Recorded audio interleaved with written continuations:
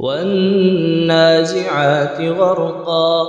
والناشطات نشطا والسابحات سبحا فالسابقات سبقا فالمدبرات أمرا يوم ترجف الراجفة تتبعها الرادفة قلوب يومئذ واجفة أبصارها خاشعة يقولون أئنا لمردودون في الحافرة أئذا كنا عظاما نخرة قالوا تلك إذا كرة خاسرة فإنما هي زجرة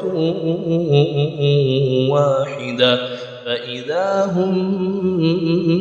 بالساهرة هل أتاك حديث موسى إذ ناداه ربه بالوادي المقدس طوى اذهب إلى فرعون إنه طغى فقل هل لك إلى أن تزكى وأهديك إلى ربك فتخشى فأراه الآية الكبرى فكذب وعصى ثم أدبر يسعى فحشر فنادى فقال أنا ربكم الأعلى فأخذه الله نكال الآخرة والأولى إن في ذلك لعبرة لمن يخشى أأنتم أشد خلقا أم السماء بناها رفع سمكها فسواها وأغطش ليلها وأخرج ضحاها والأرض بعد ذلك دحاها أخرج منها ماءها ومرعاها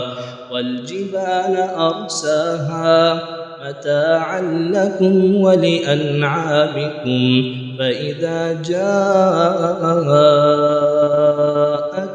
الطامة الكبرى يوم يتذكر الإنسان ما سعى وبرزت الجحيم لمن